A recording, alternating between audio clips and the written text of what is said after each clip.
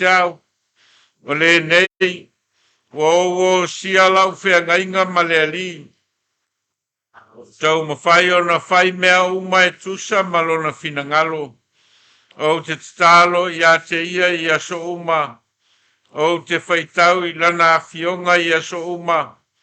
O te alo ese inu ngā awa ia so uma. Ai le ngata I lea. A mea uma o loa e te tau ono whaia.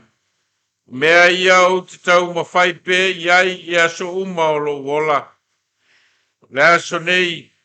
Wa vea iau matangata o le au tau mawhai mo ke riso. O te matua whapaoni le whengainga ma le auso. O te aluane I poto potonga uma. O te fsoasoani iai. Ua whaalawe lawe ina au. I se mea ua si la fia Iesu. Ua te tau o na whai ma whalawe lawe. Ia fsoasoani mai le ni. I lo tau ma whai. E o tātou te tālo. O mātou tau tinonga e whai pēa I le māsina, ma le māsina. Ai tele lawa ina o mātou pā u ese. Ma taita ina foi o mātou loto ma o mātou nganga e le mālosi o whaoso songa. Tō I lalo ai mātou. Ma o ese ai mātou mai lau a fio ma lo finangalo. A o mātou o mai foi le neita e ao ma tau tino I o luma. Na o lau a fio lava e maua ai lo mātou malosi. Maua ai le mana e mawhai o na taita ina ai o mātou loto ma o mātou nganga. Ina I o mātou sawa vali e tusa ma lo finangalo. Pa ma ngalo le nei au tau mawhai. E lo mātou le loa o na muli ia te oe. O wau mātou te talo e ala I lo suafa Iesu le ali mal faola. Amene. Nā tātou whasolo I mōni maua Kamupani. E tusa ma whasinonga ma tā upu ma manatu au tuole. Ma sina muli nei o nei tau sanga ma tātou tāpua inga whale Autaumafai muli foi le nei. O le tau sanga e lua afe lua sipuma le lua. Kamupani a Aufaipese, whea ngai ma le manatu au tū tā pena o tātou tangata mō le atua. Tā pena o tātou tangata mō le atua. Kamupani a le a ngā sā o le mea alofa silisili. O le mea alofa silisili. Ia ma le Kamupani o tinama tamaitai. Ia pupula mai lo malama. Ia pupula mai lo malama. Whanoi mai le taitai o le Kamupani o tamam Taulele'a. Ia wale tāwhia ngai ma fuafuanga. Ia mau Kamupani e tolu. O le a ngā lulue mori mai fina ngalo le atua mo I tātou. Masina whai ulu nei o nei tau sanga. Manuia le alu whaivau. Tai ma Kamupani. Ia I auto mori mau.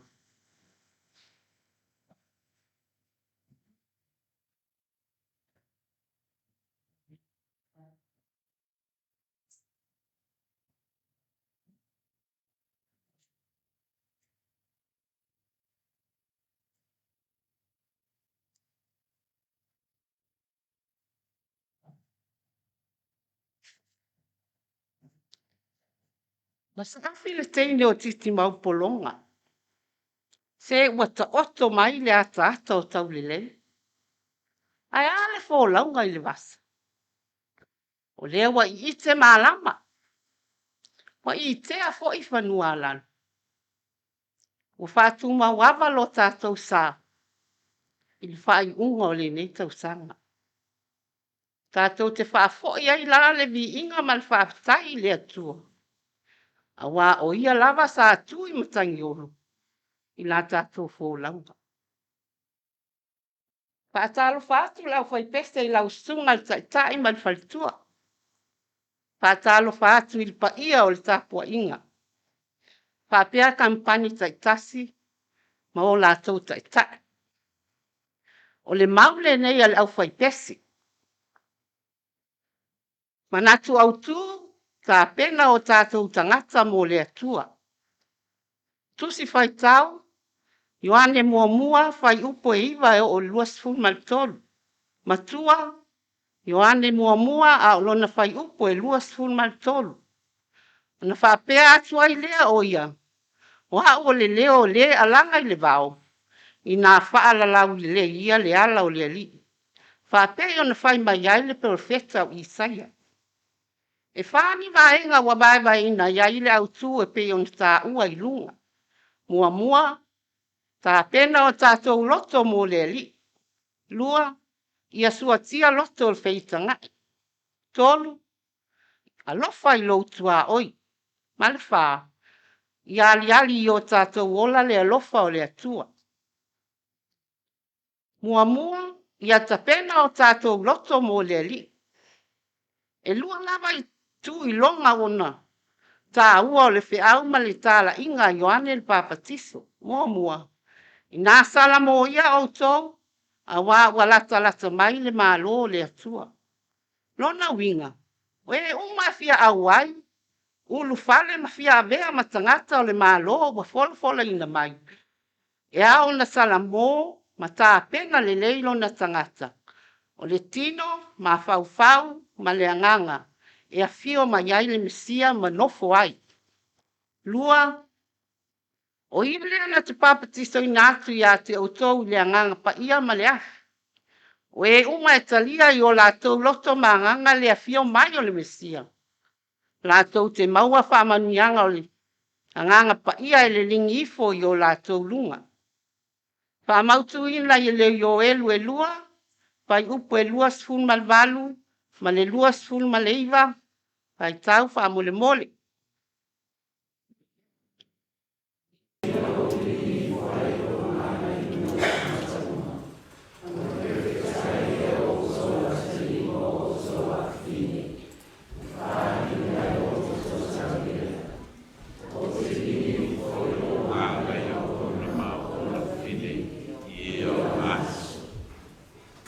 Ainga lua. Ia soa tia pawa e loto le feitanga.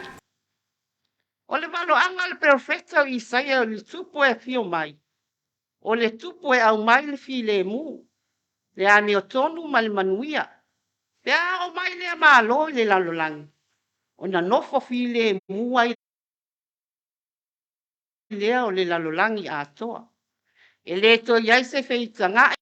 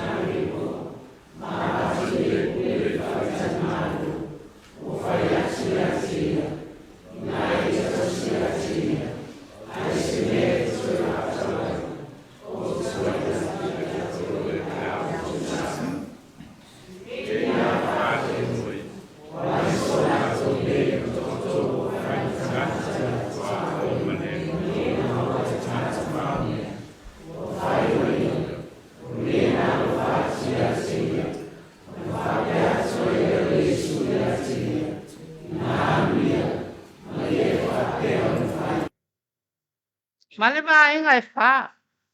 I ali o tātou ola le alofa o le atua. Ina uanga sala le tangata. Na saunia e le atua, se ala e sa ili mai aina na tangata. E pei o wha masino, tangata ami o atua mperfecta. Pei tai e le ili liwai. O lea na ia liutino tangata ai a Yesu. O Yesu o le whaalinga ato toa o le atua i le lalolanga. O le fesili, whaapea o nā liali. Whaapea fea o nā liali o tātou wola le alofa o le atua. Whai mai le salamo, ia le lei o na vivi atu i le ali. Ma ia whai pe senga i lona suafa, le sili esi. Wha mautu ina le salamo e iwa sfulma le lua. Whai upu mua ma le lua, whai tau wha mole.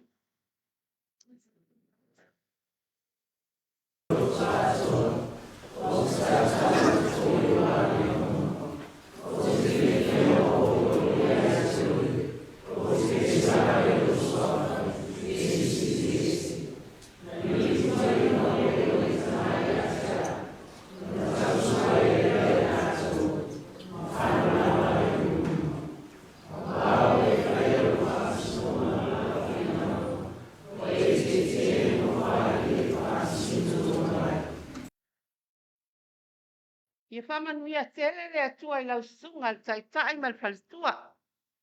Ia whamanuia tele lo o lua whaiwa alo filima wa tofi ai o lua i le atua. Ia manuia tele lo tātou anga atu i le whai unga o le nei tausanga. Manuia tele le Krismasi ma le tausanga fōu.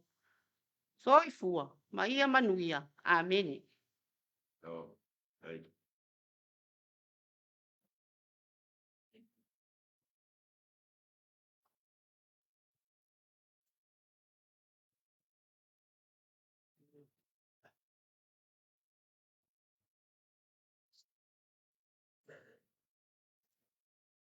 Fatalo fo ile kampani ala nga sam te planga na sunga tai Sauniga tina ngalwenga mai se kampani tai tasi moto tai mai se lo tatu e kalesia tai nane e lo mafuta mai lunga o tatu Facebook talofa lava ma tote piyama fo ile tau tinonga wa umona tatu faya pe ona masanya i Lotu Autaumafai tai tas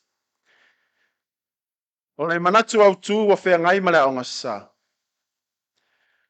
ole me alofa sili the greatest gift of all ole tusi fai tau Ioane told fai pas furuono e lus futas ole matua Ioane told alona fai pas furuono fa pe a wa fa pe lava na alofa mai ole tua le lalangi wa ia mai ai lona tali e totas ina ia le fano se tasi e fa tua ia te ia maua ia le ola e fa va tato tusi fai tau o Ioane tolu o lona fai upas furuono se fangata me lus futasi fa mulmole le afia se tato fai tau fa tasi le tusi le fai tau fa mulmole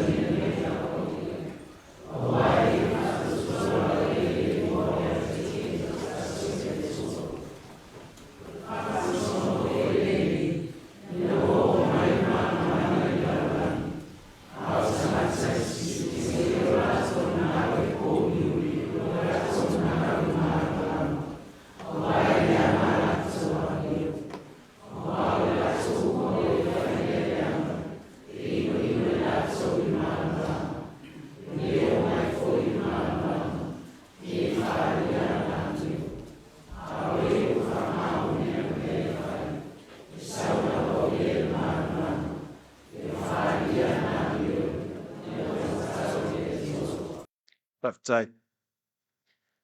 O le tusi e Ioane. O loo maa losi le talitonunga o tangata sue o le tuspai. E whapea sa tusi e Ioane lana tusi mo tangata o nu ese. Gentiles. E ele manatu e whapea sa tusi e le vai taimi AD whalima. Vai taimi o le Mesia, fast food lima. O le vai taimi le o loo maa losi sa wanga saulo. I to tono Yerusalema. Ma ave whaapango tā aile to atele o tangata kerisiano. E whapea sa tusia e Ioane lana tusi. Ai o loo whailanga luenga whaafaife au I tono le kalesia I Efeso. Man tua foi o le kalesia I Efeso. Lea sa whaatuina e la apostolo Paulo. A whapea la o loo tusi le apostolo Ioane I tangata o nu ese. O lona winga. O loo tusi Ioane I le lalolangi atoa. Ina ia mo moli ia ile fe au o loo tamawhai Ioane mo moli atu ilana tusi.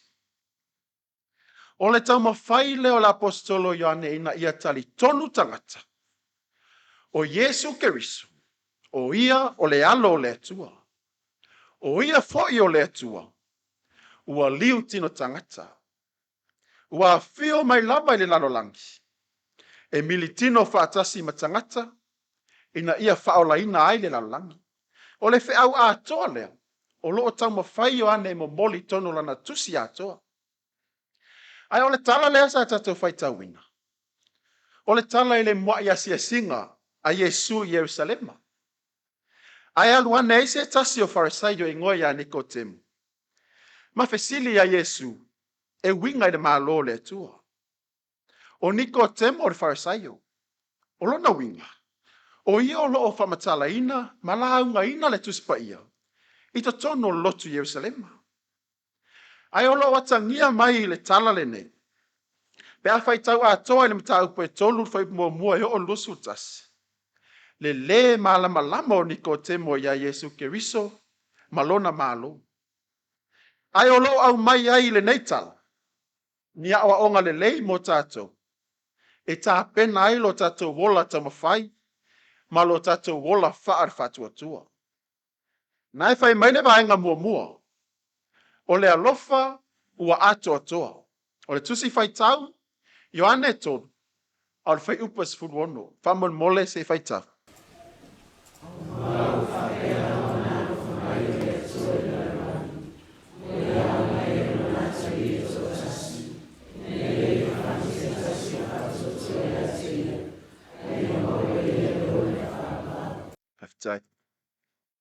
Manino le leile whamatalaina la apostolo Ioane o le alofa ato le tua. I le whai upuli nei. Maua maasani e foi tātou le tala e ala ia Yesu Keriso, le alo le tua, na fio mai, mamaliu, ona o tātou o tangata sala. Ai peitai, o loo Yesu fe au mo tātou o loo I tonu o le whai upu. O le fe au o loo maua mai le laina nai whaapea. Ua ia au mai ailo na tali e totas. Ina ia le whano se tasi e whaatua tua ia te ia. E fia whama mawhale upu whaatua tua. O ai ono whatatau ia ile whaatua tua. O le tanis. O oe maa. Ua maasani ai tātou. A wae pei o le tātou whaarupenga nea. O tātou o tangata kerisiano whaatua tua. Ai o le fesili. O atangia le alofo le tua ilo tātou tiute whaare whaatua tua. O atangia ai le alofo le tua. E leo se whaatua tua le tele o tala. Ai le eise whaatinonga. E ilo le leile tua inga whaatua tua. E iei le tangata ma le tangata. Ilana ngangana. Ilana commitment I me whai. O lesi tangata a nufonofoa. Ua le fia Aufaipese ua le sau. Le fia sau I mea mawhtanga tina. O mea le aonga sa. O mea mawhtanga tama. O le lotu ya sa. E whamatala e lesi toe ina le toe inga whaatua tua lea. O mo le whaatua tua wha part-time. A o lea ua whamanatu mai le apostolo Ioane nei tai au. E leo wha part-time mai le alofo le tua. Mo tātou. Ai a moni ma wha maoni lo taola whatuatua. E whaingo fie foi o no tato i loa atu me alofa le atua. Ma tato i loa foi o na wha soa atu le alofa o le atua mo nisi tangata. O le manatu e lua, o le alofa wha mangalo. O le alofa wha mangalo. Tusi whai tauri o ane tolu, o le whai upas fulmarifit. Si e whai tau wha tasi wha mulmoli.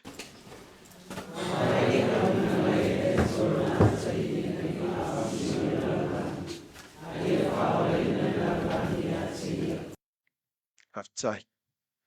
Sa e lava le manatu o tangata iutaia. O le lato mesia o le afio mai. E sau e pei o le tupo ta avita. E sau ma le pelu. Ma le vaenga au e whaato i laloina ai o lato fili. Ma tua foi le vai taimi lea o iai e sui tonu iutaia. Vai taimi lea o pu lea le malo Roma. Ia iutaia. O lea la iai le manatu maua lunga o tangata iutaia. O le lato tupu e a fio mai. E whaato i lalo le malo Roma. Ai pei tai. E a fio mai Yesu. E leo sau ma se pelu. To e ese mamau. Le tu a inga malo le a fio mai ma Yesu.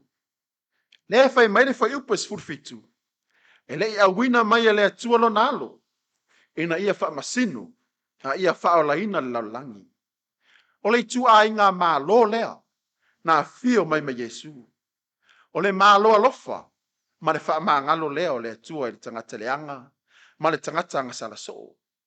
E nau mai pea le atua. Ina ia wha o laina. O lea lai fai mai e le atua mo i tātou. Ai o tātou whaia ea le alofa wha maangalo mo nisi. A wha pea o lea le au wina mai e le atua lo na alu. Ina ia wha masino. E le tatau foila. Ona tātou whaia lea mea o le ola wha masino atu i nisi tangata. E le tatau foila. Ona tātou whaia le ola lea o le ola wha masino. Ai a vei tātou o tangata. E wha o laina ai nisi tangata. Ai aua nei solo mua ia i tātou. O na oti ai le ola tau mawhai o lesi uso a tangata. Ai a vea i tātou e ala tuai. Le alofa wha maangalo le tua. Mo nisi tangata. Nga enga e tō. O le alofa e le whaapito. O le alofa e le whaapito. O le tusi whai tau. Ma tai o na matau pe lima. Whai upo e whaasu mar wha mar whaasu mar lima. Whai tau wha mulmuri.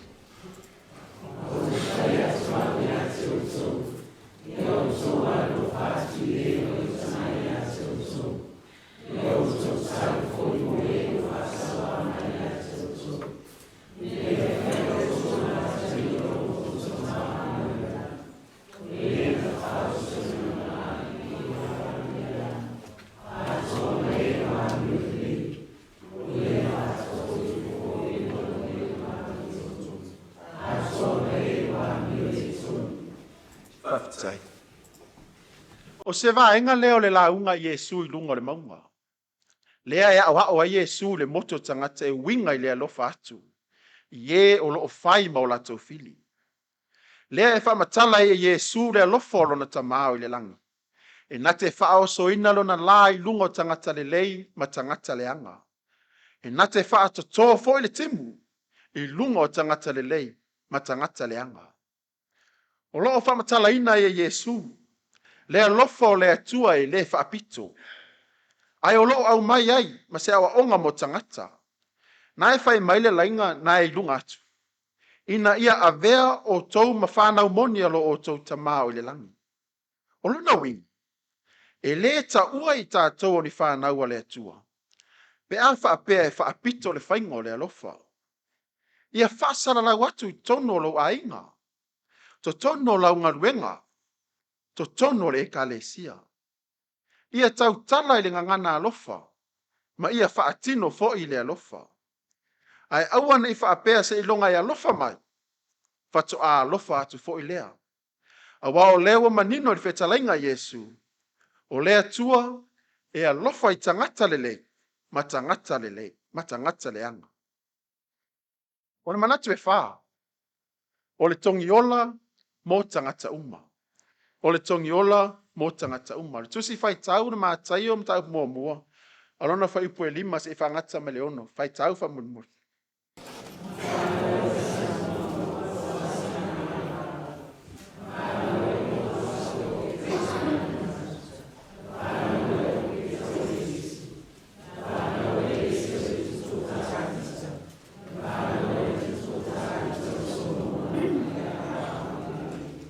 Whaftai. O le tā hofi o tangata Israelu ana mua. A ona tu sia ngafo o tangata Israelu. Ai maise lava I ngafo o tupu. E le tau ona tu sia ai whawhine. Whapea fo I tamiti. Se vanga nā o se tama uru matua. Awa o ia leo le aso so le nofo inga tupu. Ai peitai. O le au mai e mātai o le ngafo Yesu Keriso le tupu o tangata utaia. O lo tu sia ai mawhawhine e peo na tatou whaitawina. Na e ra ava, ruta, o lo ta ua fo ile a vā uia. E le ngata ua tu sia whawhine.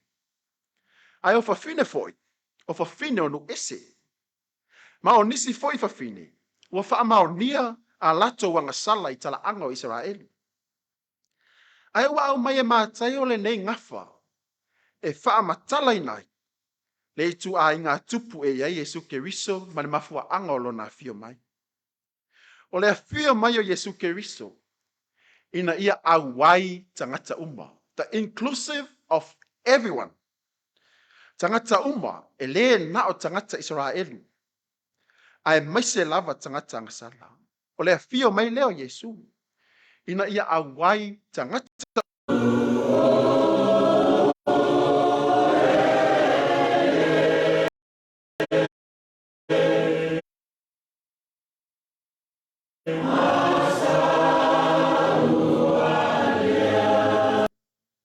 On we tele lau sunga tai mai fartua, e olo la tatu e kalesia, soifua.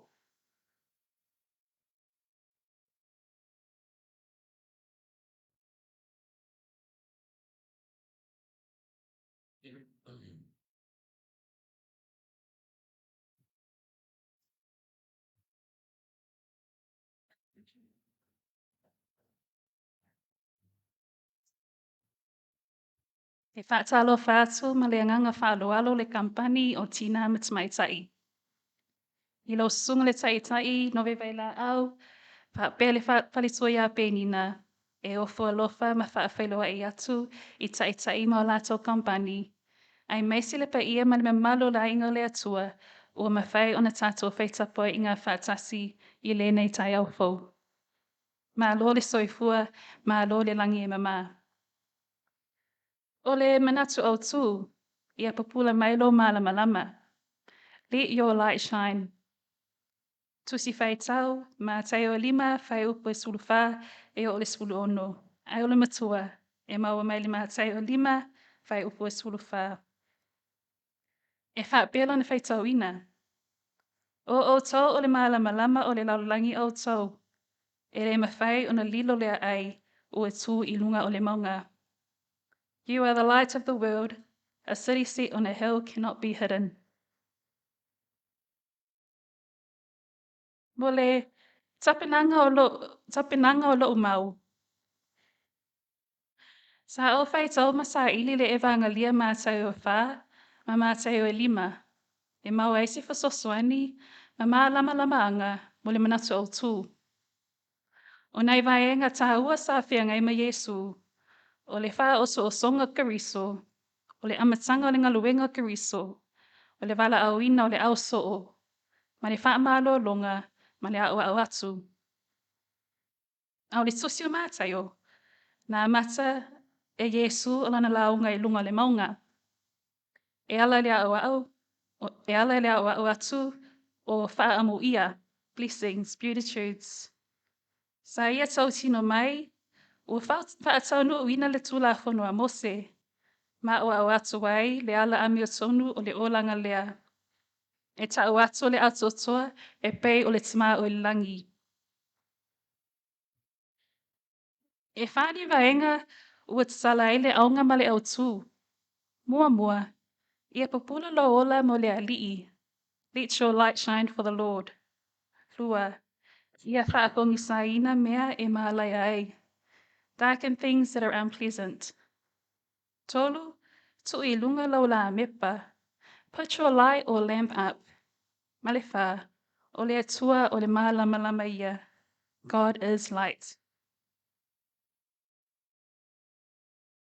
Vainga mua, ia papula lo ola mo le li'i o light shine. E tufu lava le tangata ma mea lofa, tā leni e po o matungo fie ua fōfua mai le atua. O lo iai foi e tātou le awa noa e tātou whaasanga tonu le tātou savalinga mo le ali'i. E tā o le whaanga te saulau tā leni, ma mea lofa mai le atua, e te whaasuluina, ma whaalau tele ina le mālamala mo le atua. O se fesili, pefa pe whelau savalinga. O ai tua inga mālamalama o lo e whaanga ina. Each of us has a gift to share with the world that shines from within. This is a gift from God. For some of our young ones, it could be that you're good at playing netball, rugby, you could be a great artist. Your light shining could be your relationships that you have in your life. For me, I'm a daughter, a sister, a niece, a cousin, wife, and a mother. But as I did mention earlier, I too have a gift, and I have a creative gift to share with the world. Most importantly, letting your light shine may mean how you project your walk as a Christian and how you choose to navigate your light through God's work. A few questions to consider. How is your walk in all facets of your life? Are you allowing your light to shine, or are you utilizing your light? Tusi whai tau, mā tau matapu e 5, whai upu 16, ia kopo, mata upu mua, whai upu 17, whai linga, mata upu 13, whai upu 13, whai tau wha mole mole. Whai me ulas.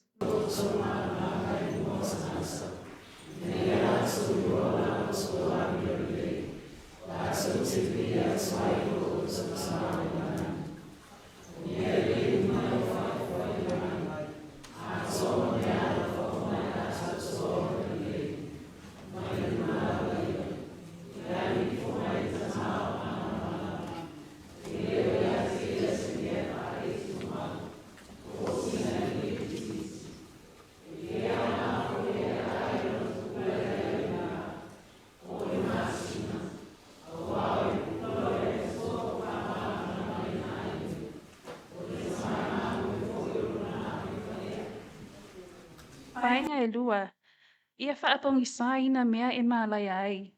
Darken things that are unpleasant. Tali tonu ua tele nā wā mea o loo whaapongi saina, le tātou savalinga le nei Vaitau. O loo iai fui tangata, ma mea e whaatosi nei, tātou mawhauwhaunga, o loto mā nganga le tatau o na tātou ui ai. Ai panga lea, o loo susulu mai pele a lofa tū noa, ma le mālamalama kiriso o tātou umalava. We are facing difficult times in this world. A lot of darkness has been drawn upon us. Just know that not all things should take light, such as sins of the world. There are also people and things that attract our imagination, hearts and souls that we should not go through. God will test us to see which approach we take. Always allow the grace and the light of Christ to guide us away from the darkness. Mika mataupu e fitu, whai upu e walu, Ioane mataupu mua, whai upu e 5, Slamu mataupu 13, whai upu mua. Whai tau wha mole mole.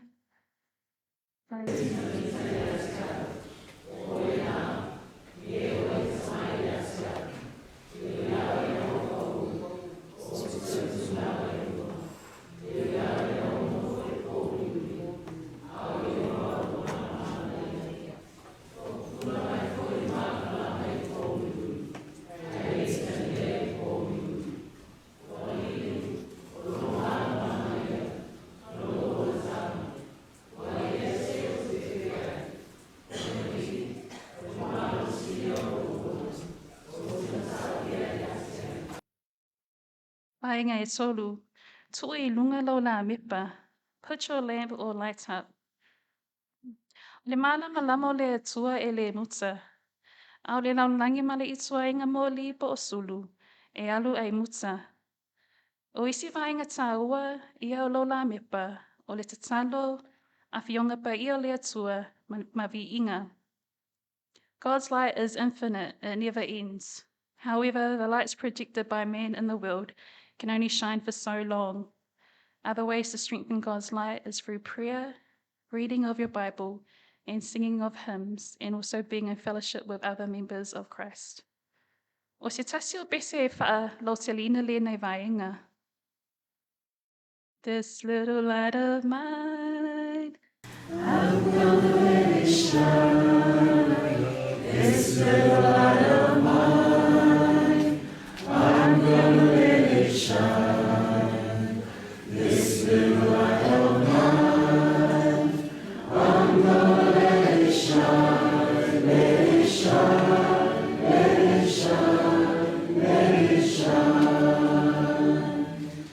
Mala ititi, o te sasa supera. Mala ititi, o te sasa supera. Mala ititi, o te sasa supera, sasa supera, sasa supera, sasa supera. Mai ngai wha. O le atua o le malama ia. God is light. Ioi, o le atua lava o le malama ia. E le mawhai ona liliu esi le malama o le atua mo oi mau matato uma. With everything that has been shared today, the overall message is that the light of God can never be outshined. Use it to use your light to shine through your gifts in all facets of your life. Use it to turn away from darkness. Kenese, mata upo e mua, vai upo tolu e o le lima, yoani mata upo sulua, vai upo e valu. Vai tau wha mole mole.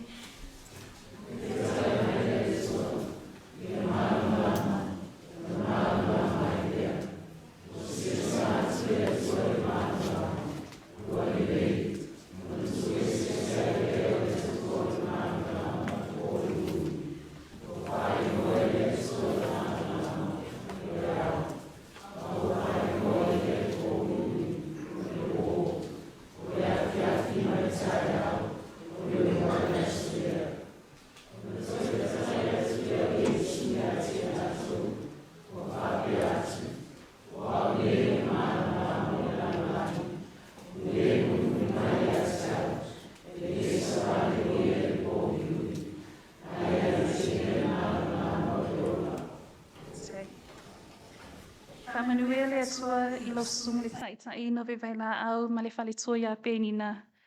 Le nofo kampani ma o tō taitai. Le pa ia lasi o le tato a inga lotu le nei tai au fau.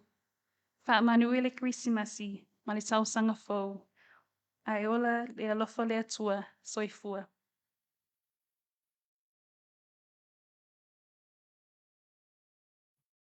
Eu faço amor.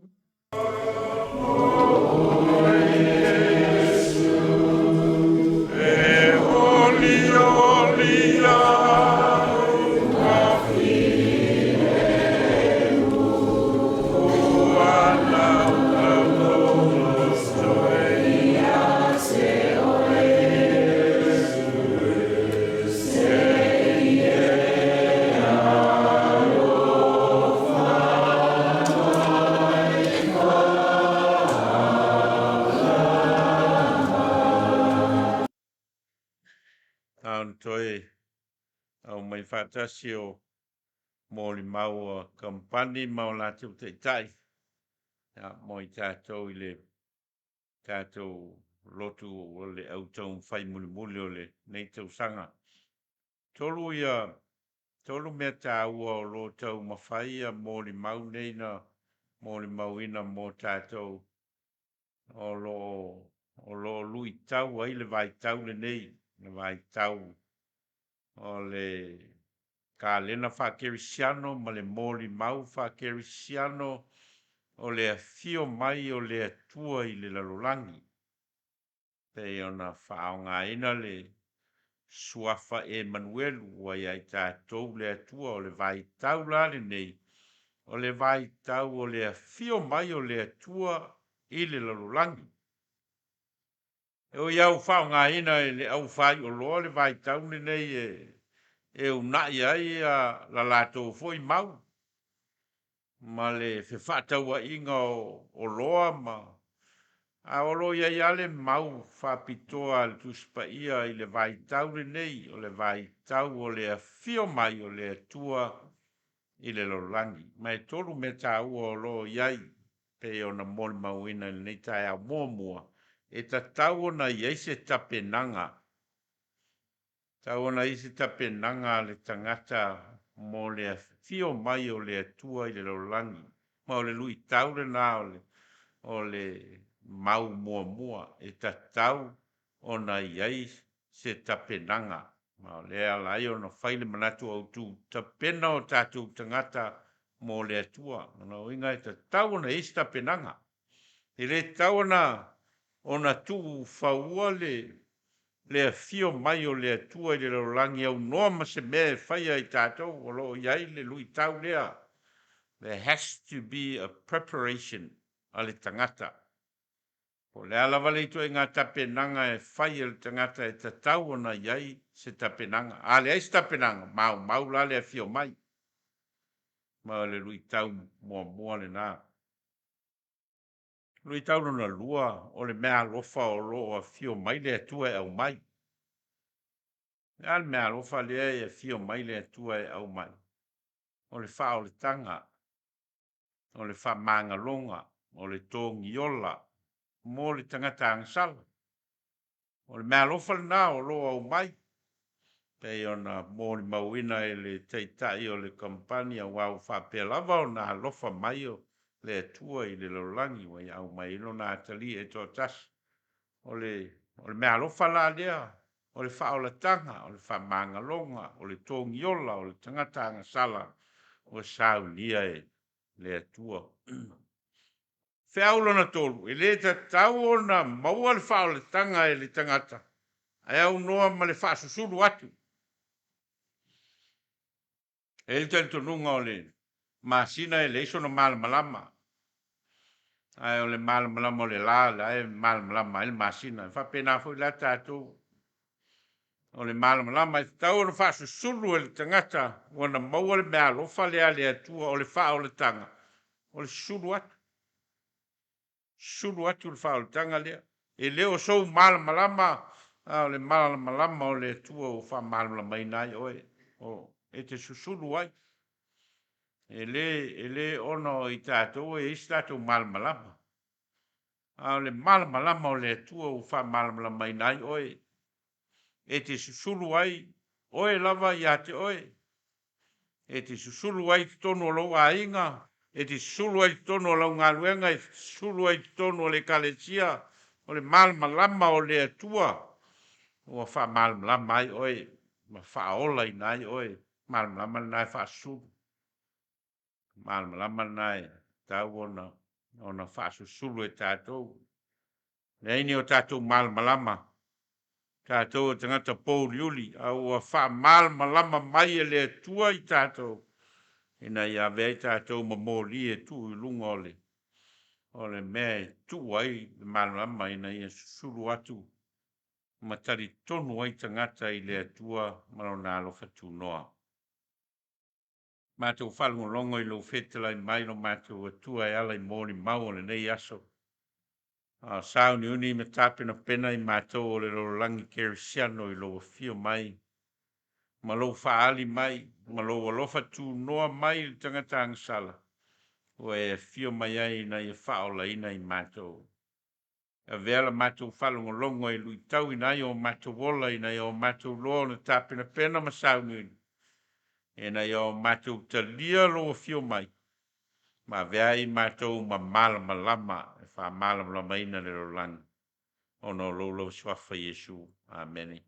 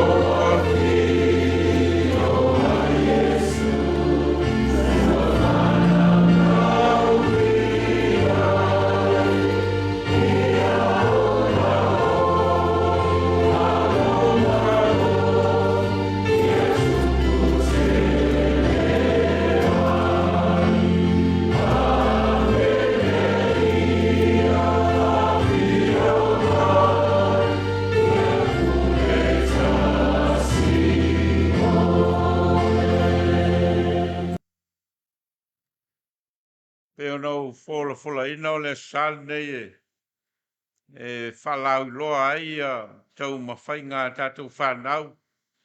O e sa whea ngai ma awa o ngai le nei whaitau sanga.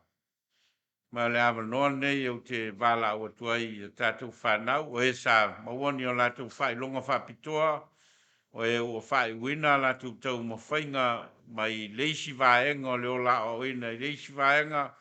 Ia po nisi foi ua whamanui eina I lātou. Ia e si tia atua I tono universite. Ia po e foi ua whai wina mai tono universite. Ia mau le amanoa nei e whalau loa ai, moli foi le anganga whawhtai le tātou au lotu. Ia e tusa ma le nofo tāpua I o le tātou au lotu ma le kalesia. Ia au whenga iai o tau ma au onga. This is the opportunity that we will share successes by our young people who have studied this year and have achieved their educational achievement for this year. Please come up and share with our church what you have achieved. Ya, sumai luma ma whasolo mai tātou, nangai tō tele o tō.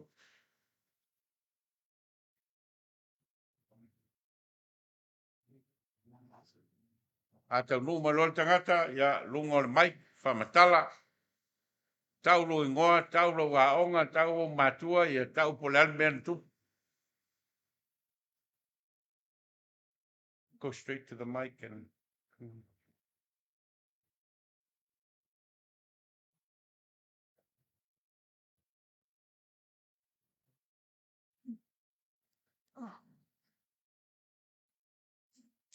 Talofa lava, my name is Kamupani. This year, my awards I received at Year 10 are Excellence in Cultural Food, Health and PE, Drama, Integrated Studies, Aotearoa History, and Science. I'd like to take this time to thank Reverend Nove and Benina, our church, and my family for your ongoing prayers for us kids throughout the year. Thank you and Merry Christmas.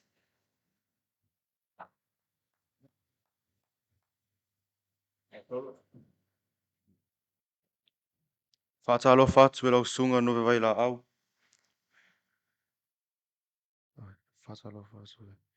Whātalofa atu foi I pia tina ia penina. A mai se foi le ka le sia o mau o mawhai o na tātou whai tapua inga le nei a sa. Talofa lava. E mole atu foi whawhtai mo talusanga o mātou whenga iei ma o ngai le nei tausanga. O mātou mau ai foi whamanuanga I nisi o mata upu. O le nei tausanga, na ua onga I Aotearoa College. Na maua ai le level 1 Samoa, level 1 Physical Education, ma le level 1 Chemistry and Biology. Na maua foi lau merit endorsement I le level 1, ma na vea ia o I le MVP I le volpolo senior boys. Ma na piki foi au I le Northern Boys Under 15 Volleyball. Ma na vea foi au I le Super 7 Tournament Team. Whawhtai lava, Emanuele Kisimasi me maltausanga fōu, sai fōu.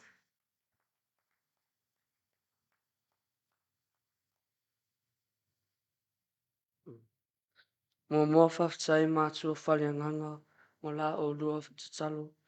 Whawhtai le kalesia ai maisi le mawhtanga tatalo a le au leo. Mo la o tau tatalo wa I umanuia ai awa o ngai le nei tausanga. Whawhtai fo I o mātua ma la o lua lang malosi. O lau whailonga na mawa I le nei tausanga o le top student I le year 8 level.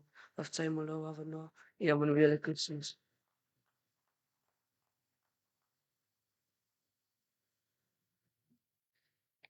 Kia ora. Talofa lava, kia ora. Ko tōku ingoa ko te waine rasmaile kia ora. Ko tōku pepea ko ruape te manga, ko manga o taua, ko ngā te rangi te hapu, ko ngā rango te marae, ko te aunu o pāpā rangi te iwi, ko te waka, ko te tangata, ko Leotele. This year I was awarded the prize for the best student in my class. whawhatai mō tatalo manuia la atua ia te Autauma. Whawhatai manuia le Kirisimasi ia te wha.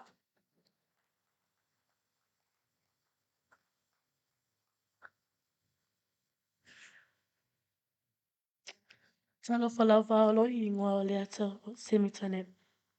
I go to Holy Family School. I received the award and the cup for diligence and religious study. Thank you, Nove and Benina, and the whole church for your prayers and support. May God bless you all. Whamanuia lea tua ia te auto.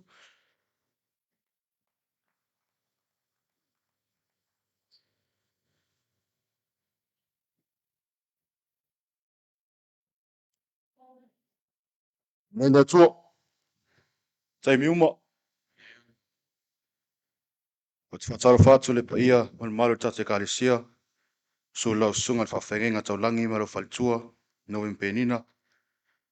So I sunga wa mo tau whaltua, ti a kono mo tau whaltua, ti a kono tamaitai, le ma malu tate kālesia. Se o lava I alum whanau tate kālesia. Whataro whātu fo I wō me masani. Whewhana tātou whaitapo inga whātasi.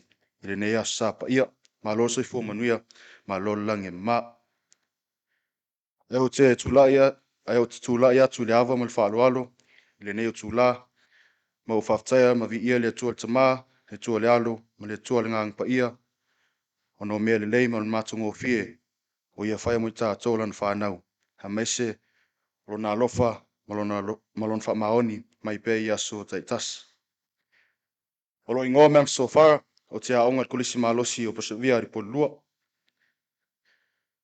O le netau sanga sa avea ia uma taitai ulo de kulisi. Ele I whai ngofie, ai sa langona lava le fisoso an mai o le alii. Ele ngata fo I lea, o upu apu apuai, o maatua, maainga, na whai mtaitai ala moa mo le netau sanga. I le mato lau ngā tongi whai o le tau sanga, na whaamanu na ia o le tua, I nai whai longa sa moa foi. Sa vea uma tax mo le netau sanga, lua afe lua suma lua. Na moa foi o whai longa, I le first and level 3 English, level 3 religious studies, level 3 sports studies, level 3 business studies, excellence endorsement, Samoan oratory, the Nelly Hunt Spirit of the School Award, and senior public speaking. Na whaamuni na foi au le tua il mato businessi. So just a bit of context behind our business. Our business is called Whaamalosi, which was established last year through the Young Enterprise Scheme. I am the co-CEO alongside To'elo Kenny, and our business is to provide a platform where our Māori and Pasifika people can feel comfortable with their names being pronounced correctly. So we have a website and our app they've just recently released that provides correct pronunciation of names. We felt that this has been a problem in all environments, especially in our work environments. So this year, our business was lucky enough to receive recognition for our work at the National Business Awards for Excellence in Marketing and Sales, and Toi and I received the National CEO Award for 2022. And Toi and I are looking to continue this business in the future. So where to next for me? Next year, I'll be attending Victoria University through the Ngāhoia Kupe Scholarship that I was also lucky enough to receive. It is a $50,000 scholarship, which will cover my fees for 3 years, where I'll be studying Bachelor of Commerce, majoring in Info, Marketing and Quan, and Bachelor of Arts, majoring in Education. Avea le nei tūlā o te whaleo atu ai le ngang whaftai, lau sunga le whawhengenga, mai whaltua, ona ngā ruenga whai pēa i astai tas, o le talo, le motusia ma le au ngani I le atua, ne ia manuia tamu whainga alum whanau le kāresia. Le wa I manuia, ai lo nei tamu whainga le nei tau sanga, whaftai le atua mo o lua, ma lol whawhautua, whaftai mo apu apua. Mo le atu le ngang whaftai, il tatu e kāresia, mlo tō nofo talo, o tapo inga nei tamam tina matua, ina ia manuia le alu whaiva atu alum whanau ia o onga mga ruenga. Whaftai lo ua inga, lo tina mtua, o tū whawhine, o lo tō alofa maoni, o upu whawhautua, ma upu apopuai, na ia whaimtai te alu moa ui lo savelinga le neto sanga.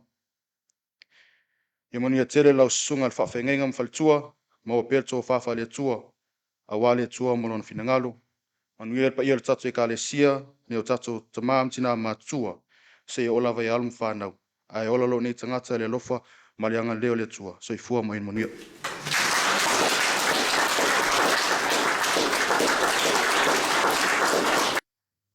Wafa feta wafa feta Anamani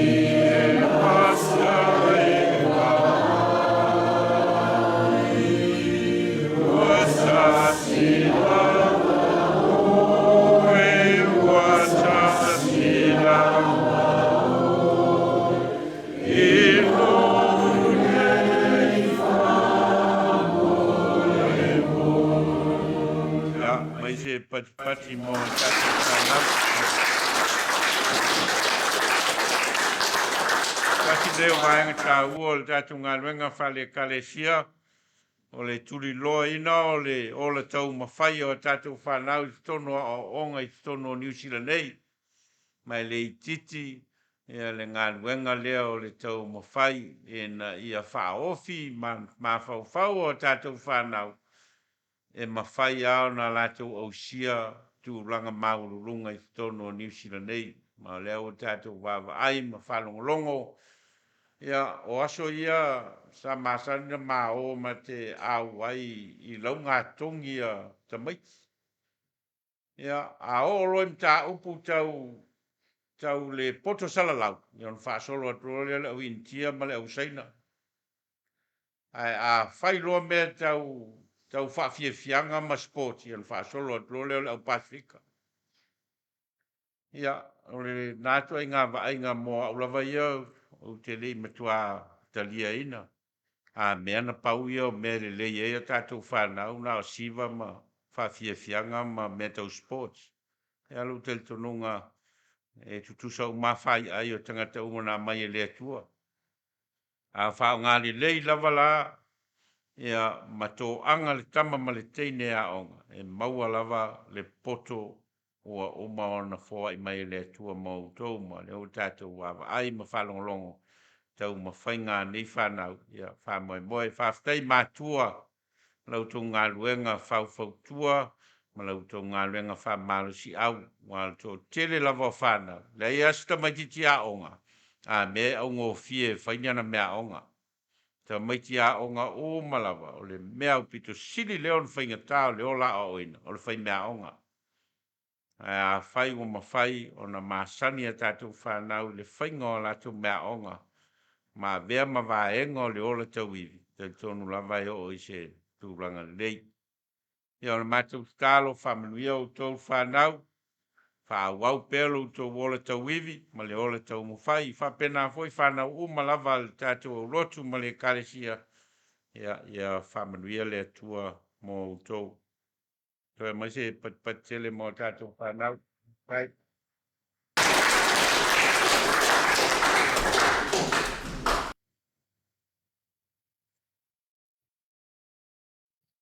Pese salau lima sefuman wha. Au inai tātou. What?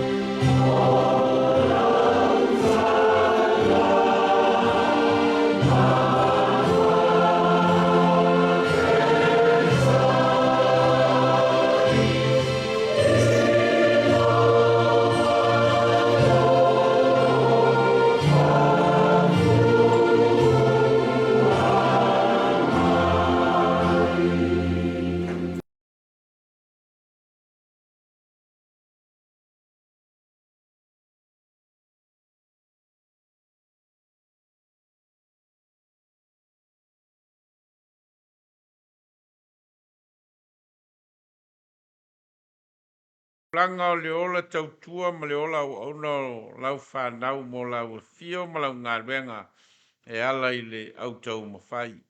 Papa ia mai la mātou foai. E ia vea peo mātou ola e whai ma mea whai ngā renga i o au o no lau swafa Yesu. Amen.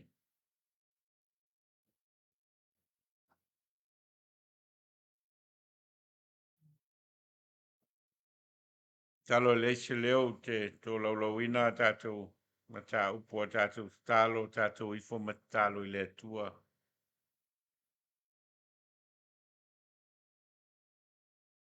Te o tātou tui nā atu i luma o le tua la tātou savalinga ua lama whai i le neitau sanga ma o wa tātou a ngā i atu i aso whamanatu o le fio mai o le tua i le rolangi.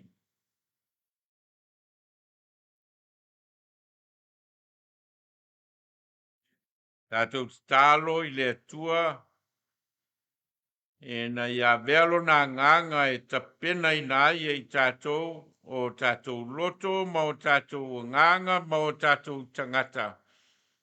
Tātou te whaatali ai lona fio mai.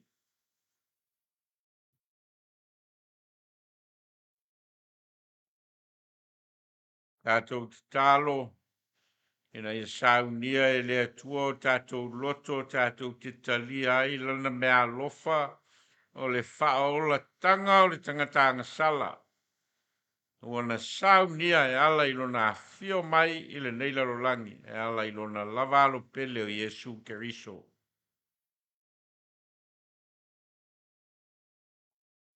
Tātou talo matu i nātu la tātou au lotu ma le kalesia i le atua.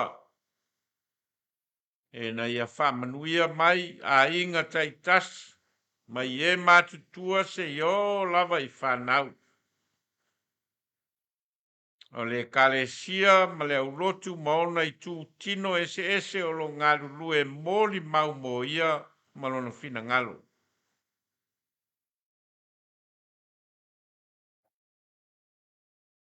Tātou te talo matu i nātu o tātou tamama tina mātutua mai o lo whata o tolia i te tono ai ngase po a inga fo ono le atu o tō tino ma ua mātutua fo i ma pula la ngoto le soifua.